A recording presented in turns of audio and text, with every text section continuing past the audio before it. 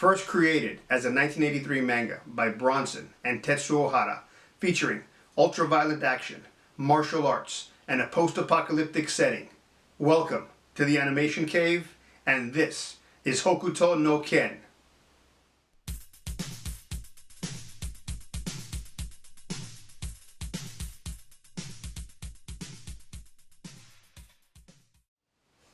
Yes, sir. What up, YouTube? I'm Gil Rivera, and thank you for watching this video. Hokuto no Ken was the very first anime I ever watched and became obsessed with. But more on that later. So, let's get started. Hokuto no Ken, or better known by the American translation, the Fist of the Big Dipper. Wait, that's not right. Is it?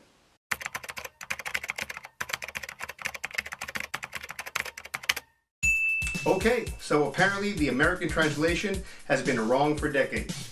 But thanks to our independent third-party fact-checker from Japan, here's the inside scoop. The Big Dipper points to a star named Polaris, which is also called the North Star. And Fred Patton, who published fanzines throughout the 80s, was the first one to use the Fist of the North Star name. So there you go. The Fist of the North Star was first created in 1983 by Bronson and Tetsuo Hara. Hara came up with the idea from his editor's suggestion: create a manga about a martial artist who destroys his opponents by striking their acupuncture points. He was commissioned to turn Hokuto no Ken into a weekly series, so Bronson was brought on board as the writer. The manga quickly became extremely popular, so in 1984, Toei Animation began work on the motion picture and the television series at the same time, with the same cast and crew working on both projects. Fist of the North Star's two biggest influences were Bruce Lee and his Hong Kong action films for Ken's look and the martial arts action, and the Mad Max films for the post-apocalyptic setting.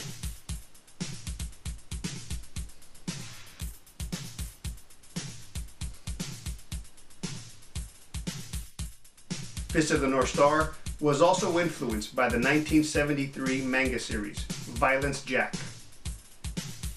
The story centers on a warrior named Ken, the Fist of the North Star, and successor of a deadly martial arts known as Hokuto Shinken. It gives him the ability to kill his opponents by striking their secret vital points. It often results in them dying in an exceptionally violent and gory manner. Julia, Ken's beautiful fiancée. Lynn, an orphan mute girl who the Earth's future depends on. Bat, another orphan and Lynn's friend.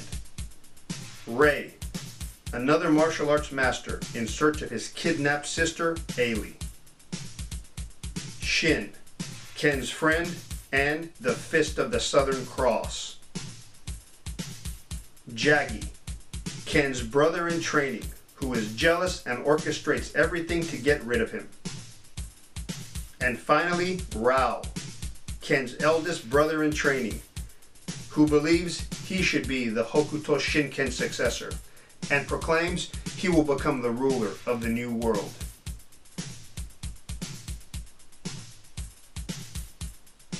One last thing about the Japanese title. I just realized when Shin defeats Ken, the 7 wounds he gives him are in the shape of the Big Dipper. Now it makes sense.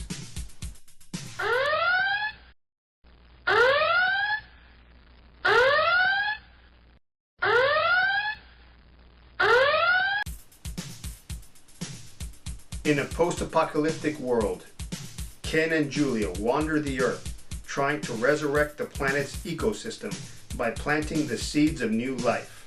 Suddenly, Shin, an old friend, shows up and challenges Ken for Julia's hand.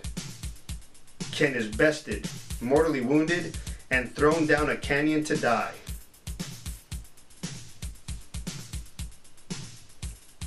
Time passes.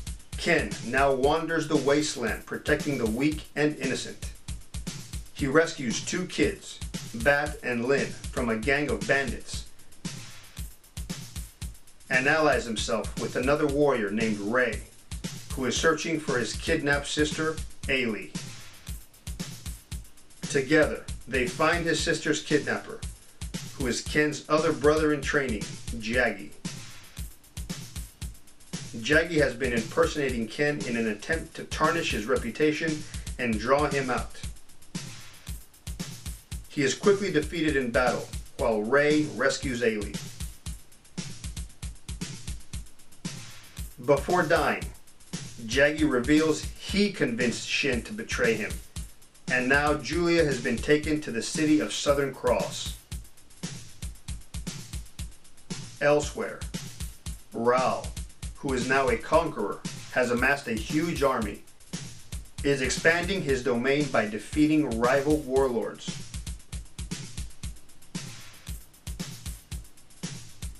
And also begins to make his way to Southern Cross.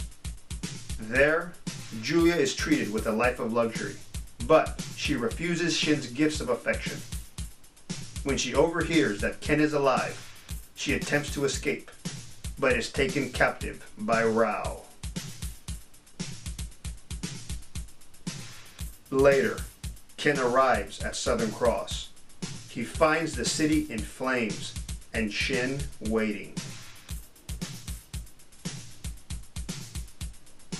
The battle is short as Ken quickly defeats Shin. Before dying, Shin tells Ken that Julia has been taken to the city of Cassandra.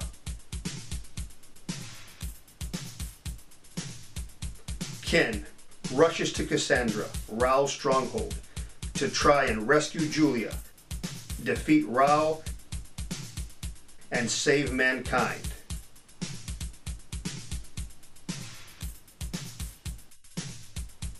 For the American market, major editing and dubbing were done by Streamline Pictures, an American media company best known for its distribution of English-dubbed Japanese animation. So the anime was and still is entertaining, with its exciting story of a lone hero wandering the wasteland, protecting the weak and innocent from those who prey on them.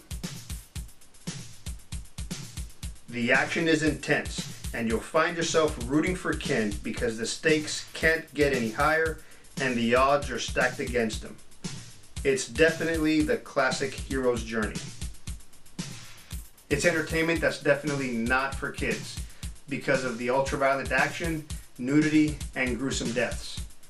But for teens and adults who love old school action movies and martial arts movies, I highly recommend it.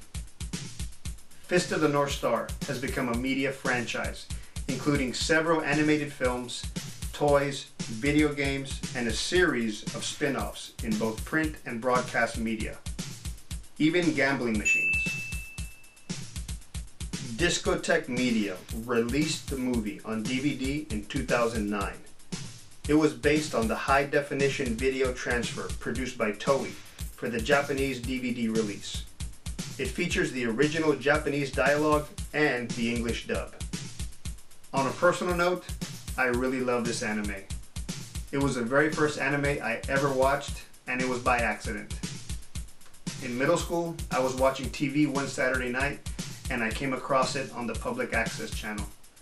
It was on a show called Anime Review by Ben Dunn, who I later found out was the publisher of Antarctic Press, a comic book company based in San Antonio, Texas.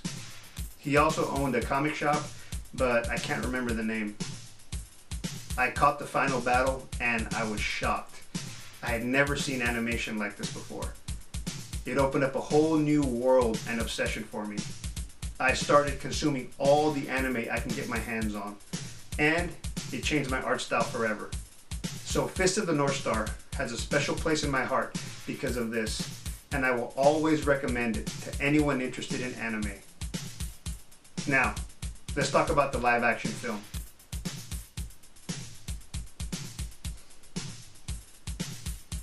The Fist of the North Star was adapted into a live-action film starring Gary Daniels as Kenshiro and Costas Mandylor as Shin. It also starred Malcolm McDowell and Chris Pine. It's loosely based on the Shin storyline of the manga. It was released straight to video in the United States and Japan, although it did receive a premiere on HBO. The film got mixed reviews from critics and fans. Many consider it a poor adaptation. I enjoyed the film. Yes, the scope and grandeur are missing due to the small budget, but I like Gary Daniels' performance. He's physically at his best, and his martial arts skills are always top-notch. But if you enjoy the anime like I do, check it out. You might enjoy it. This was our retrospective of The Fist of the North Star. What did you think? Please let me know in the comments below. I read and respond to all of them. If you want to see more videos about cartoons, anime, and comic book art, please hit the subscribe button down below. Also, hit the thumbs up button as well. It really helps. So the next video is going to be a behind the scenes art video showing you the production of a fan art piece I'm doing for one of my favorite independent comics. So I hope you'll join us. Thank you.